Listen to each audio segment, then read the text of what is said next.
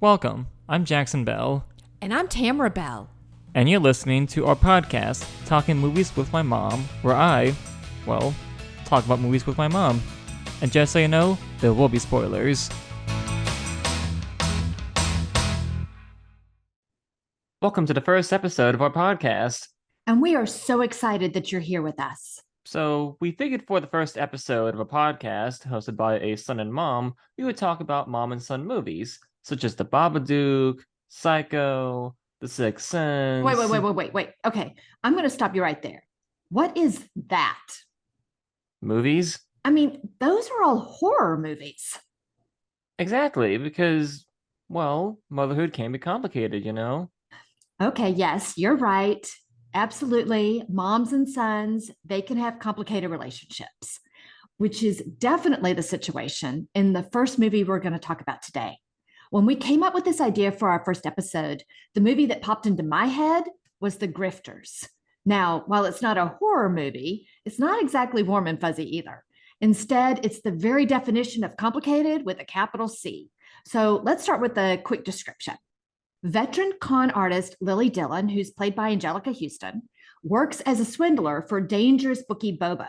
Arriving in Los Angeles on her way to La Jolla for business, Lily looks up her son, Roy, who's John Cusack, a small-time grifter she has not seen in 8 years. Roy's girlfriend, Myra, Annette Bening, is also a con artist looking to pull off another long con. Treachery and mayhem ensues, leaving these three hustlers in dangerous situations that don't bode well for them. This movie was released in 1990. The director is Stephen Frears, produced by Martin Scorsese, and with a screenplay by Donald E. Westlake.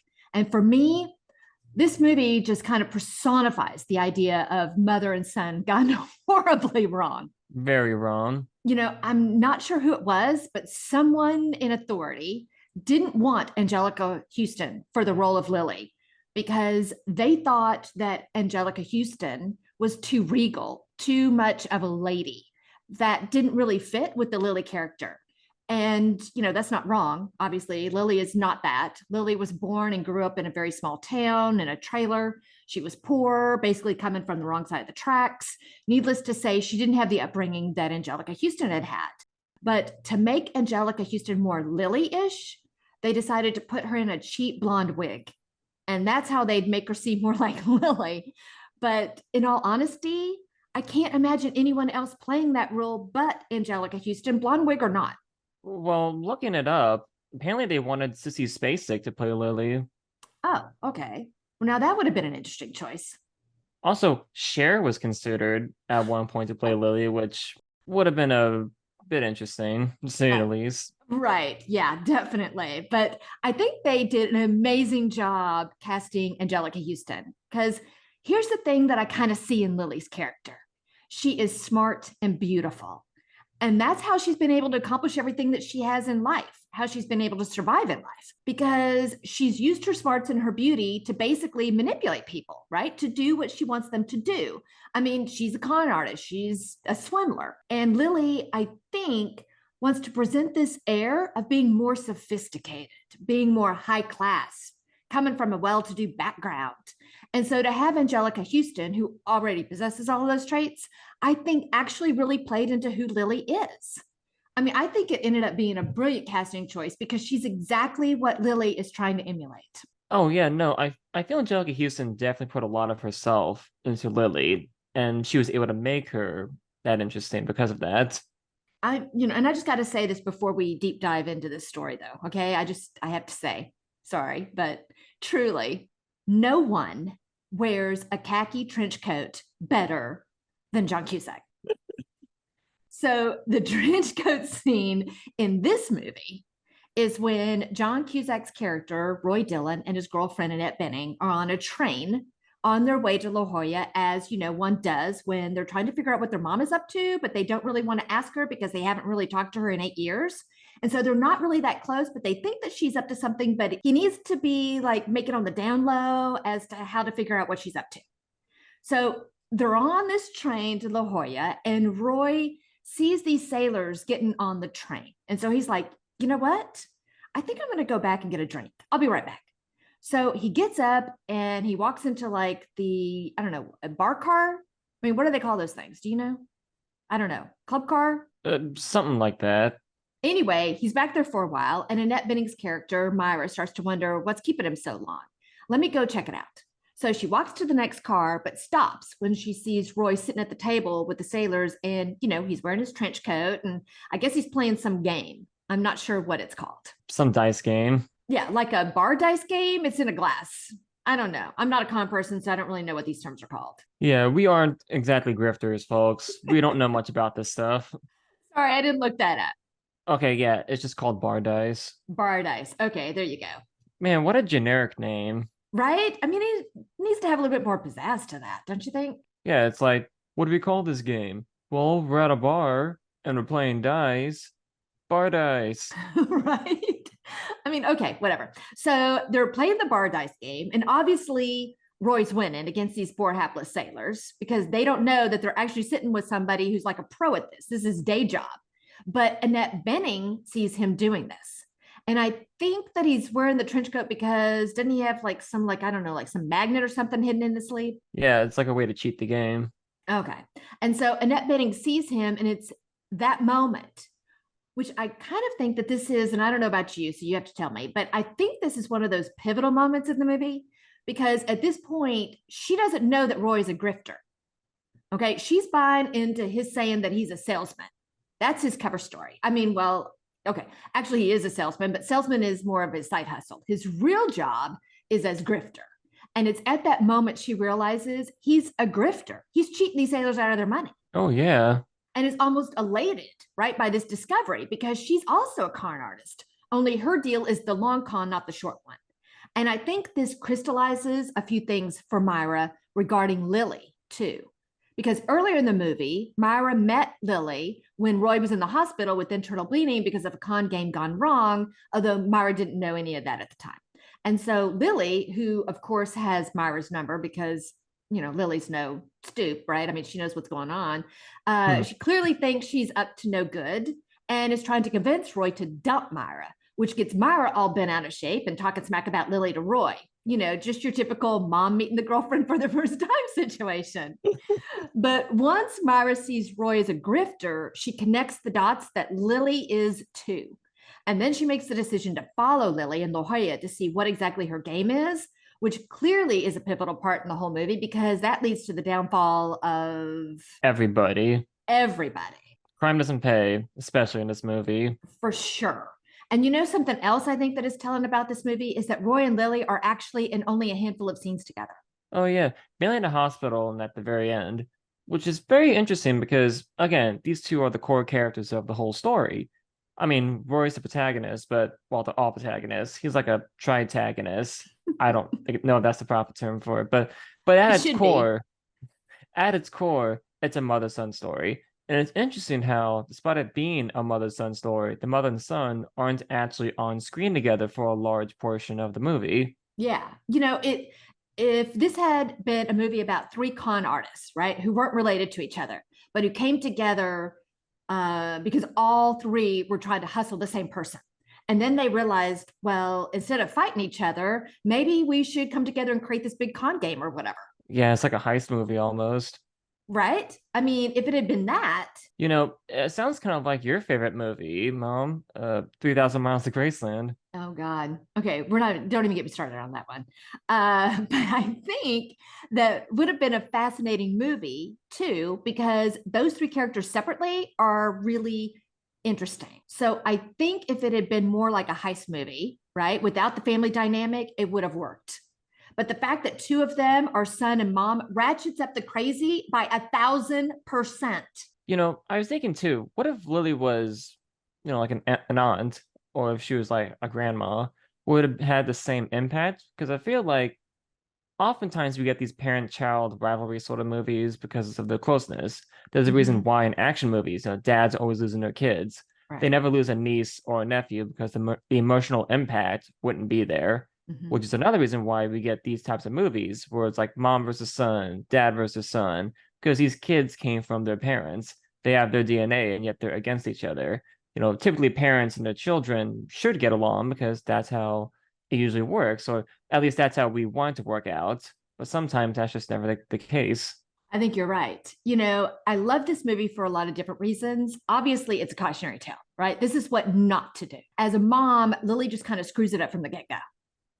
She was like 13, 14 years old when she married an older man who was, I think he was in his 30s, to basically escape her less than idyllic life, right? But then she has Roy when she's like 14. So the age difference between them isn't that much, right? And I want to say that is the actual age difference between John Cusack and Angelica Huston. Really? I want to say so. Well, okay, look it up. I could be lying, but And so Lily deposited Roy with her parents. Speaking of grandparents, 15 years apart. Okay, so then that's even better casting because they're actually the same years apart as the characters were. Cool. Okay. And so I think that when you're talking about, grandparents, right? Lily basically deposited Roy with her parents and then just lived life as a teenager. I mean, of course she did. She was 14, 15 years old and she didn't want to be a mom, or she didn't know how to be a mom. But all of that history leads to another telling scene when Lily stops by Roy's place in LA before going to La Jolla to the horse races to pull whatever con she's doing for Bobo down there. They haven't seen each other in 8 years. And the first thing Roy says to her is, "Hello, Lily." Hello, Lily. I haven't done research on this, so don't hold me to it. But I'm going to go out on a limb and say that 9 times out of 10, if a child is calling the parent by their first name, that's not necessarily a close, warm, and fuzzy relationship. That's all I'm saying. Yeah, Tamara, I don't think it is. Okay, that right there. Because here's the thing. You're my only child. I mean, I hope I am, unless there's something I don't know. There's nothing you don't know. You're my only child. So you're the only person who can call me mom. You're it. Everyone else can call me Tamara. You're the only one who can call me mom. And yeah, I want you to call me mom. So I think from those first words that Roy says to Lily, we know immediately something's afoot. This is not your run-of-the-mill warm and fuzzy reunion.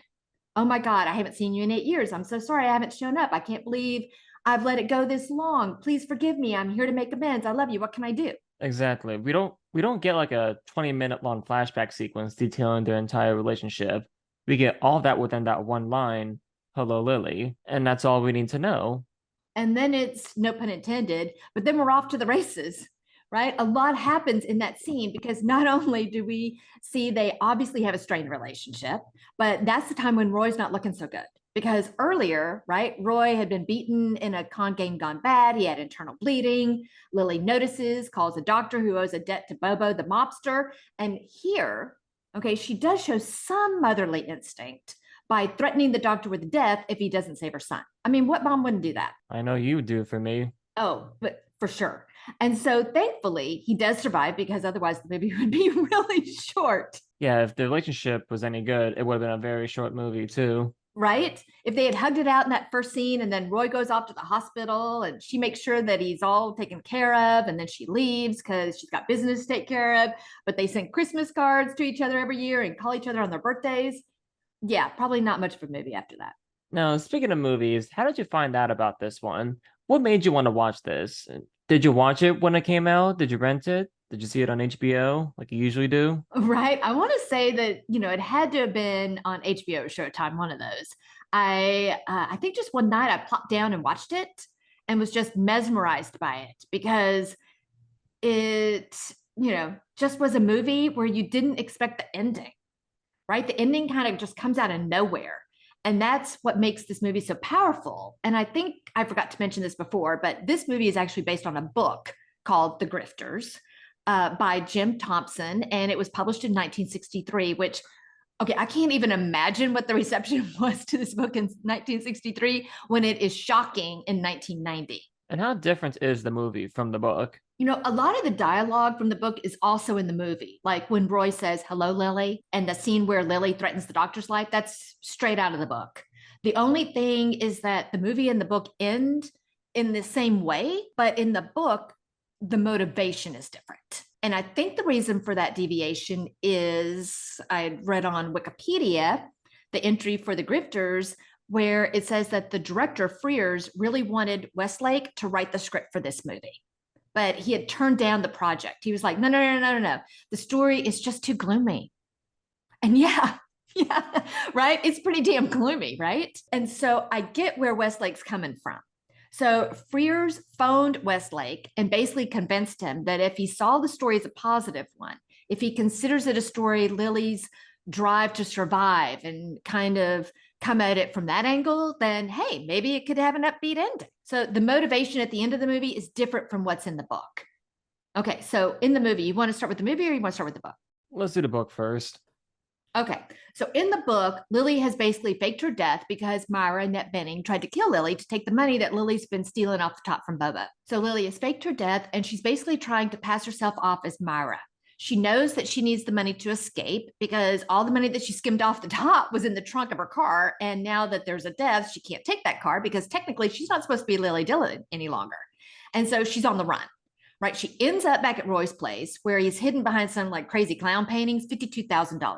Roy walks in. She's got all that money, $52,000 stuffed into a duffel bag.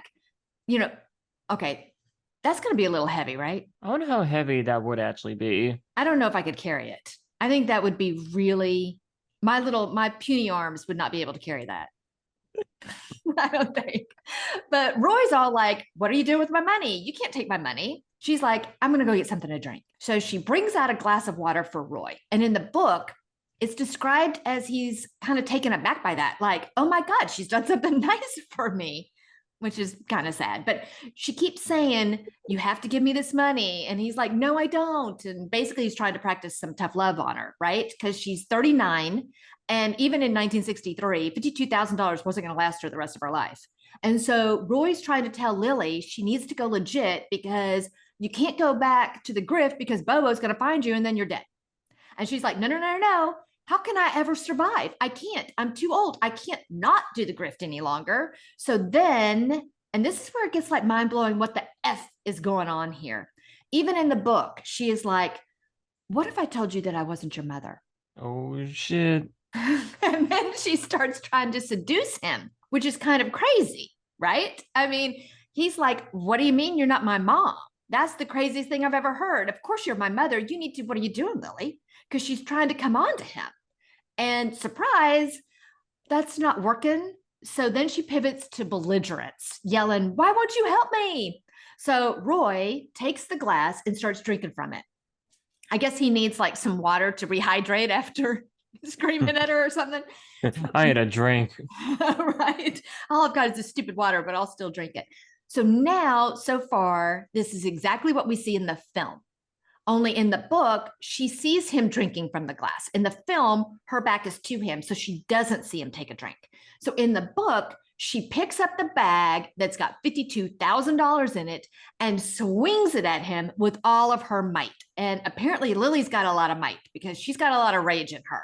And she breaks the glass and part of the glass hits the throat. So he falls to the floor, bleeding profusely, of course, because, he's just been hitting the, and in the book, he can't talk because he's, obviously got a piece of glass stuck in his neck, but it seems like he's trying to, gurgle out why, he's gurgling it out, right?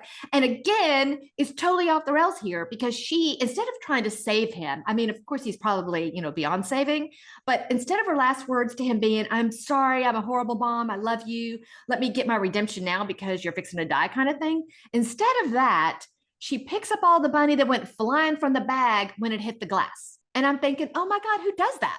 What mom does that? I mean, if you truly love your kid, is that how you want them to die at your hand? And they're not even trying to help or do anything? I mean, she's like obviously just for herself the entire time. She does have a what did I do moment and starts crying. But that doesn't last because then she's laughing. And honestly, I'm not sure why. Maybe it's I can't believe I did this. I'm so sad that I have to laugh. Is it maybe a way to cope with what she's done? Is it a way to mask her sadness, or is it because she's just crazy? I'm going with she's just crazy, honestly, because the end leaves you with the impression that she's not sorry for what she did. She picks up all the money, walks over his dead body, goes outside, hops in the car, and goes off to parts unknown. And that's how the novel ends. Now, the movie ends in almost the exact same way, but with a key, I believe, difference. In the movie, again, she's not looking at him when he picks up the glass, right? Her back is turned. She's looking at the duffel bag with all the money in it. She picks up the bag. and starts swinging while she's still facing away from him, and then turns around as she makes contact with him, and the glass shatters and it's in his neck. Right. The movie seems to play it off as more accidental compared to the book. Yes, absolutely. And so he falls to the floor and she's like, oh my God. And she's not immediately trying to grab up all the money. Okay. Instead, she falls to the floor and is sobbing, right? She's holding him and rocking back and forth and can't believe what she's done. Now, okay, I'm not saying that she's actually says that in the movie, but it is pretty clear that that's what she's thinking, right? And then once he's dead, right? She pulls herself together, but she's still crying. I mean, it's not like she starts laughing or anything. She collects all of the money because, she is Lily after all. She stuffs it into the bag. Right. Yay. Stuffs it in the bag, leaves the apartment, hops in the car, and drives off into, wherever. Right. So, I mean, the motivation just seems completely different, right? Where the end is the exact same, but in the novel, it's more purposefully killing him. Like she knows she's going to kill him and she's okay with that, versus in the movie where it seems more accidental. Yeah, I think that for the movie, they wanted to make her maybe a bit more sympathetic. Now, how do you feel about that? Do you think they shouldn't have done that? Do you think they should have? Does it improve or hamper her character in any way? I think it probably. Because when I say sympathetic, like I say sympathetic, but she's still trying to cheat his son out of his money. Right. And then you kind of think, couldn't they have just come to a compromise? Like you take 25,000, I take 25,000, and we'll call it a day. But again, I mean, Lily at the end wanted all of it, whichever version of Lily it was. In either the movie or the novel, she wanted all the money. And she wasn't going to take no for an answer. And she was even willing to seduce her son to get it.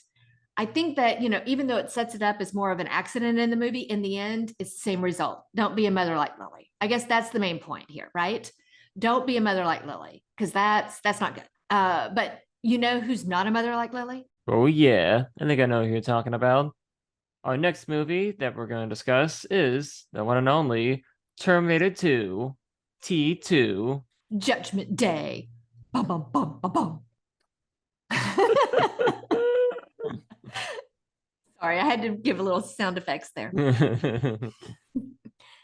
Set 10 years after the events of the first Terminator, the young John Connor is caught in the middle of a struggle for the fate of mankind, as a Terminator from the future has been sent back in time to protect him from an even greater threat. Another, more advanced and powerful Terminator. Meanwhile, Sarah Connor looks to avert the fate of the world's potential nuclear apocalypse any way she can. And that right there is the plot of Terminator 2, Judgment Day.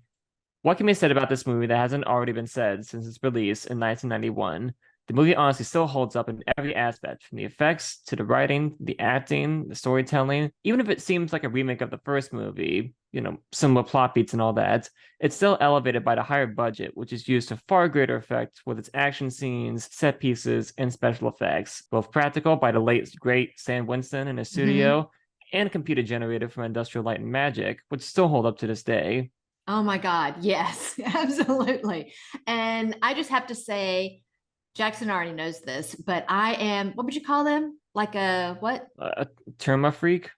Terminator freak, Terma freak, right? I am like a Terminator super fan. I've seen everything that's got Terminator in it. If it's got Terminator in the title, I've seen it. Some obviously more often than others, but I love it, the whole idea of it. And for Terminator 2, absolutely. I mean, the special effects are phenomenal. They hold up so well. I think they're better than some of the special effects that I see in a lot of movies today. Oh, yeah, for sure. Like, there's a lot of effects in movies where it's obviously like a green screen. I mean, 2 does have its slip-ups. You have to slow the scene down and be like, oh, that's a dummy, or oh, that explosion happened a second earlier than anticipated. Hope someone got fired for that blunder. Like, really minor stuff like that. Well, I mean, then just stop slowing this video down. I mean, that just takes away from the fun of it, because clearly the special effects are there because there's no, obviously, T-1000 in real life. But recently I saw, what was it? Ant-Man and the Wasp? Was it Quantumania or what? What was it again? Quantumania, brother. Ooh, yeah. Sorry, it sounds like your wrestling title. Right? But that was the name of it, right? Yeah, it's like something Hulk Hogan would have said, like Quantumania versus Hulkamania. Maybe that's the next Marvel movie. And but while Ant-Man, that decent movie, okay, the special effects were. I mean, don't get me wrong. The movie had to have special effects since they can't actually shoot in the quantum realm. Yeah, they couldn't get shooting permits for the quantum realm. Right? Couldn't shoot gorilla style down there. Right? Like they did for the first Terminator, which is okay. Oh my God, that was brilliant. But okay, so the effects in Ant-Man, I mean, of course there are effects. You know that there are effects, but the beauty of effects done really well is that they take you out of reality and they put you in that location in the story, right? Where the director wants you to be. The special effects that were used to create the Terminator, the T-1000, which is so completely different from the T-800, right? That T-800 is the Arnold Schwarzenegger one, right? Is that the number? Yeah, he's the T-800. Yeah, okay, 800. And then they moved up to T-1000. T-1000. I'm sorry, I can't do an Arnold Schwarzenegger. T-1000. There you go. I mean, when he's talking about how that's a much better model than him, but he doesn't feel sad because he's a robot. And I'm glad about that because he shouldn't feel bad that he's not as special as the T-1000. That should be the T-800's character development. He has like self-loathing issues, and he's like, "Am I obsolete, or is it the 1000? That's the Right? problem." Right? Like, what does the T-1000 have that I don't?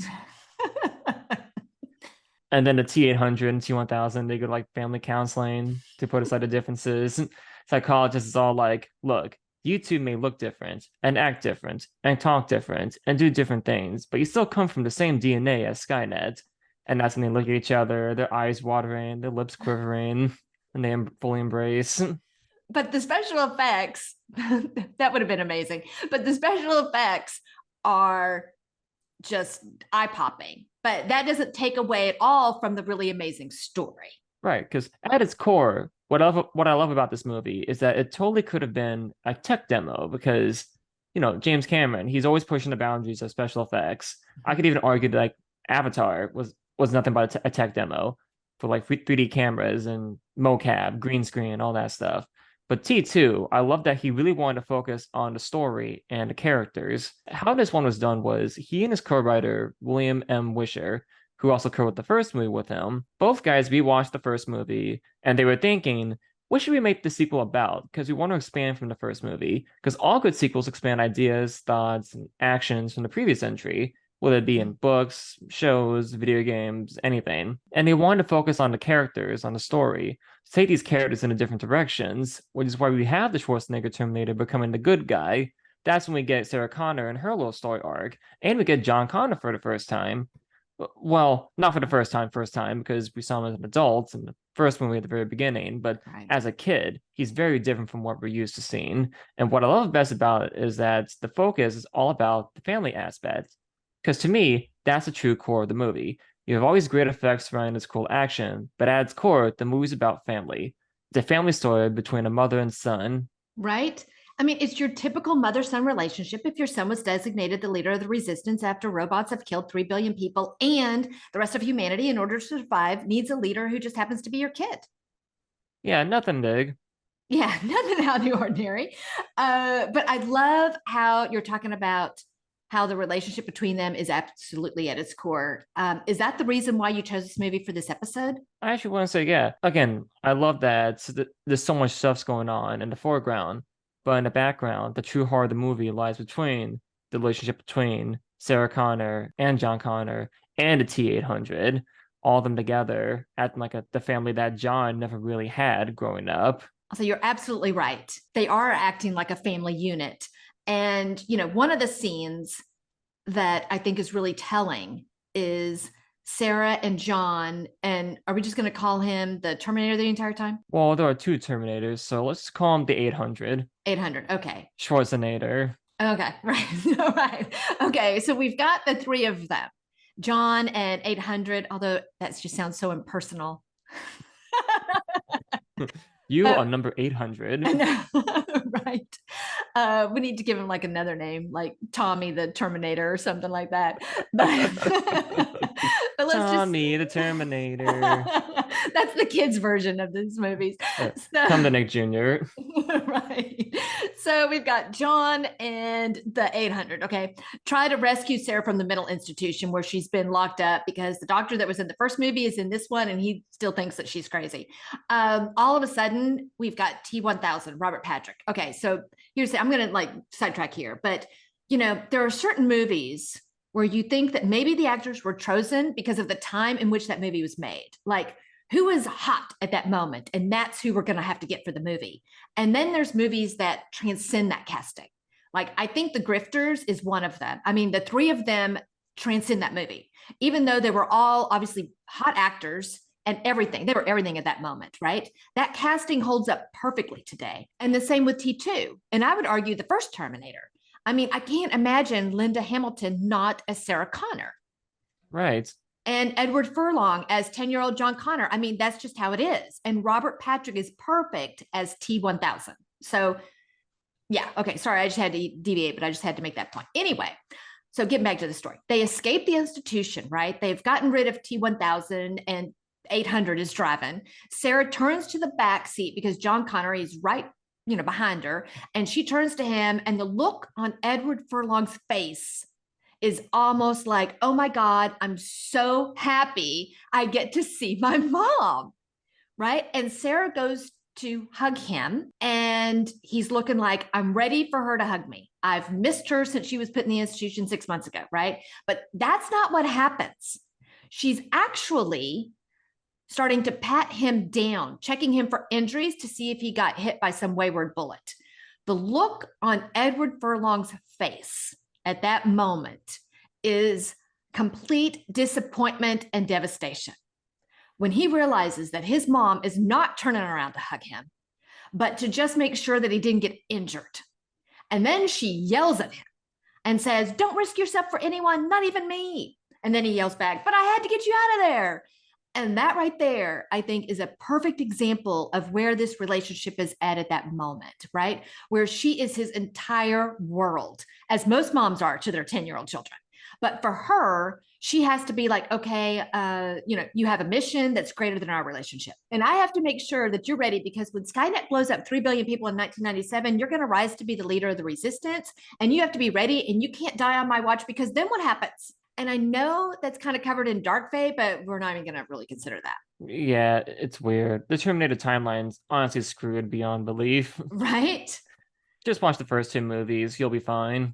Right. I always kind of wonder, that if Sarah Connor hadn't been the chosen one, or if she had still been the chosen one, but the Terminator hadn't come back in time to try to kill her because she had, before she had her son, what kind of mom would she have been? But then I guess there really wouldn't have been much of a story. Yeah, it would have been very boring. Yeah. But for the first 2 movies, you get a sense of where she might have been had she not ended up in the situation she found herself in. And that's the point, because Sarah, after she's seen visions of the future, the nuclear apocalypse, and the billions of lives lost to Skynet, to ensure the protection of the human race, she has to sacrifice one thing, which is, ironically, her humanity. Yeah. She essentially has to give up her love, both for her son and for everyone else. And I think for her, the reason why she treated John that way in the car in the hospital, then afterwards, is that to her, what's more important right now is saving the world. Mm-hmm. After she saves the world, then she can be a mother, even though her son clearly misses her and they haven't seen each other in a long time. Like the meetup, the parenting, that can hold off because she has more important things to deal with. So yeah, pretty typical for a busy mom. Right. Right. I think you're right. That's the part of it that I think really makes the movie even more fascinating. It goes beyond the mother trying to protect the son to make sure that he can become the leader of the resistance and keep humanity moving forward against the robots. It's also about, what she has to give up to make that happen, which I think makes her character so intriguing. And then, of course, such a bummer when they end up killing her off in the third one. Well, the problem is that T2, great stopping point. Skynet's defeated, the Terminator's gone. That was the original intention. Like, no, the main threat's over. That's it. We're done here. Granted, there's a bunch of other stuff, like Sarah being an escapee from a mental hospital. Although, I think the doctor now realizes that Sarah was absolutely right. It's almost like, welcome to the party, Dr. Silverman, right? Sarah was right all along, and you need to start trusting your patients more, I guess. It felt like a great stopping point, because the main threat's over, and Sarah and John can live a peaceful life together. But studios, as they always do, want money. They want another one. And James Cameron said no, Linda Hamilton said no, and that's why they killed her off in the third movie because, well, she didn't want to come back. So screw it. We're going to kill her off. And to me, that's when it diverts from the first two movies. I mean, the sequels, they're fine. They're not bad movies. It's just that they can't compare to the first two movies. Like, you watch scenes of, like, the Dark Fate, the new one, the latest one, Right. and, well, hopefully the last one, because that movie shows flashbacks of the second movie at the very beginning. And all you're thinking about while watching that part is, man, I really could be watching the second movie. I love that movie. I want to see it again. Like, let me stop this one and rewatch the second one. Exactly. Because it makes you remember how good it was. Like, yeah, the story was good, the characters were great, the effects were great as well. There was really a lot of passion in T2. And that's what I love about these first two Terminators. There was passion in them. They weren't bottled down by studio meddling or cynical greed, like a lot of sequels, past and present, usually tend to be. I know everyone's like, oh, all movies suck these days.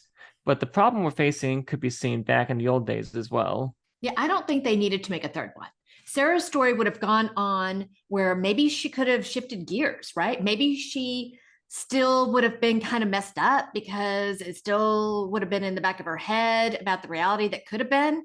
But maybe with John's help and love, she could have overcome that and been like, a great mom and then like a great grandma. You say that, but that was actually going to be one of the endings to the second movie. There was Really? an ending that was, oh yeah, there was an ending that was cut where it was like far into the future, and Linda Hamilton's in old lady makeup, and John's still alive. She's at the playground from her nightmares, and I think she's with her grandkids, or no, can't be John because he would have been a lot older. Right. He would have been too old for the playground, so I'm gonna say his kids. Okay. But that ending was cut out because people were like, "This is stupid. I don't like it." That's why the movie so abruptly ends when they're on the road. I'm sure James Cameron's like, "Man, I had this whole distant epilogue planned, and damn it, I have to cut it out." Nowadays, people look back on it and they're like, that ending wasn't so bad after all because it was at least hopeful. It shows these characters have gone through so much crap for a reason, and it actually pays off. Right. And I just think that would have been a nice kind of full circle moment, especially if they also had older John with his mom watching the kids playing on the playground. Maybe John is in that ending. I mean, it's been ages since I've seen it. It's on YouTube. Okay. Well, we'll include a link in the show notes if anybody's interested in seeing that, because that would have been a nice full circle with the family. Um, Another interesting scene is when they show up at the original inventor of Skynet's house, Miles Dyson's house. Okay, so first off, I just got to say, Joe Morton, he plays Miles Dyson. Oh my God. Okay, he is one of those actors, I swear, when he pops up in a movie, or he's been in a lot of TV shows. Yeah, he's a character actor. Yeah, you're like, I love that guy, right? But in this movie, he's amazing because you believe him when he tells Sarah, "This is my work." What are you telling me? You're telling me I can't do my work? Oh my God. I mean, but I'm going to change the world.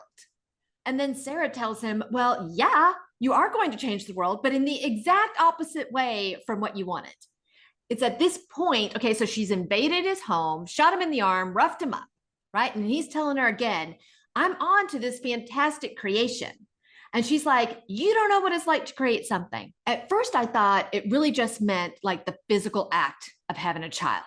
You don't know what it's like to create something. But after thinking about it a while longer, I think it also has to do with the sacrifices that she's made to make sure that John is ready to lead humanity. Oh yeah, because she's trying to create the Messiah figure, trying to build him up. Right. And so it's more like you don't know what it's like to actually create something that is going to save humanity, or at least has the potential to save humanity after your creation blows up 3 billion people in 1997. And that's a very impactful scene too, because it shows how far Sarah has sunk. Even though she's well intentioned in her goals, she's trying to save the world and all. She's trying to save the lives of billions of people and prevent Armageddon. But the problem is that Joe Morton's character, Miles, obviously doesn't know what's going to happen, mainly because he's well intentioned as well. He just wants to make something that he thinks will benefit humanity. But the issue is that he's also a family man. He's not that different from Sarah. If we get down to it, he loves his family as well, and he's just doing something not meant for. He's not exactly doing this for the sake of maliciousness. He has no insidious intent. Right. is all because he thinks he actually is going to help mankind prosper. And that scene where Sarah storms in and tries to kill him in front of his family, it really shows how I feel like a film student. It really shows how it really shows how similar Sarah's become to the Terminator, how she's lost as all this humanity to where she's storming in, sunglasses on, marching over, holding her gun out. It really shows how she's not that different from the robots she's been trying to run away from, that she's trying to prevent from being created. In a way, it's almost empowering, but at the same time, it's also frightening. And obviously, it's part of her character development. It's after she finds out that Miles has a family he wants to protect. I mean, that's when she realizes it's not entirely worth it just to kill him, because she sees herself in him. She starts to think if there's another way to prevent Skynet's creation. It really shows how far the power of faith will go. I feel a lot of these Terminator movies, what I love about them is that they're all about averting one's fate. I mean, we want to prevent the future from being bleak. We want to save lives. We want what we think is best for humanity. We have this knowledge that the world is going to end. We've got to do what we can to prevent that from happening. Now, what I love about the second movie is that it shows how far people will go to protect everyone. And it also makes us think, would this have happened regardless? Would Skynet have launched all those missiles, even if Kyle Reese didn't go back in time in the first movie to protect Sarah Connor from the Terminator, which led to the creation of John Connor? Because what happened in the first movie, all the events that took place directly lead to the events of T2, naturally. And if Sarah Connor had no idea that any of this stuff was going to happen, still living her life casually, she never met Kyle Reese, would the apocalypse have still happened? I mean, it's all because Skynet sent the Terminator back in time to kill Sarah Connor that proved its own downfall. So when you think about it, Skynet ultimately wiped itself out. Right? Stupid robots.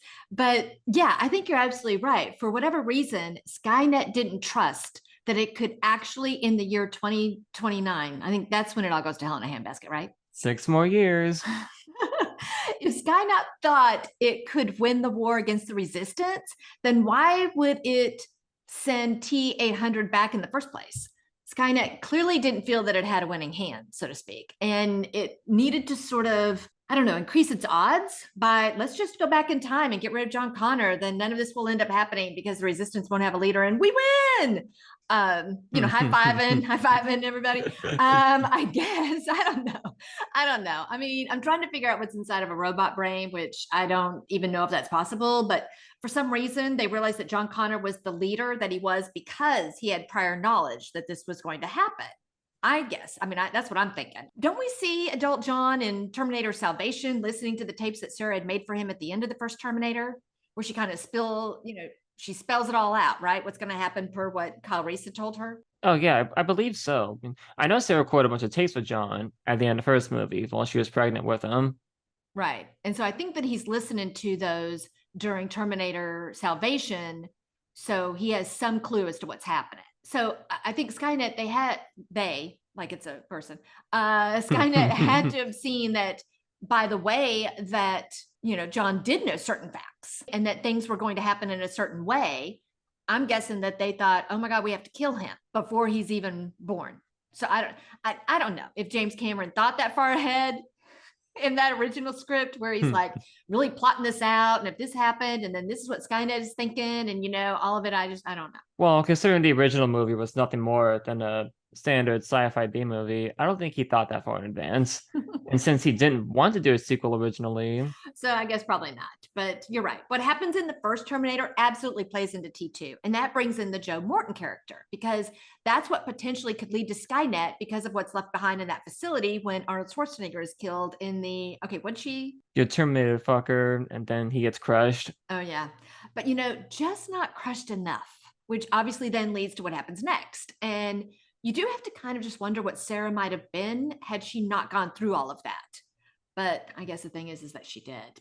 I think you're right with that being such a pivotal scene in the movie. And, John is the one who says to her, what are you doing? You've got to stop this. This is crazy, right? He is the one that takes Joe Morton's son out of the room. He is the one that has the wherewithal, even as a 10-year-old, that I need to protect this guy's son. John's the one that kind of calms everybody down in that situation, which also leads into the type of leader that he was going to end up being. That scene, I think gives us a real glimpse into how he will be as a leader, diffusing situations, making sure that people just don't like start running amok and start shooting each other.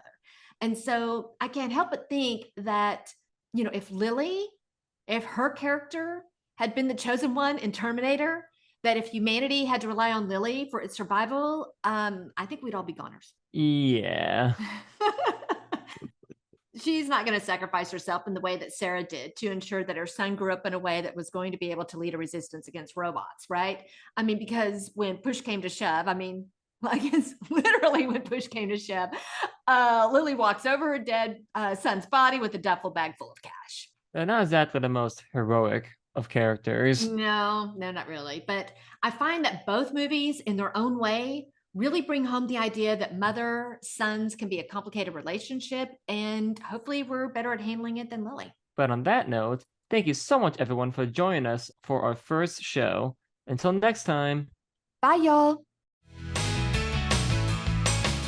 Thanks for listening. If you enjoyed this episode and you'd like to help support the podcast, please share it with others, post about it on social media, or leave a rating and review.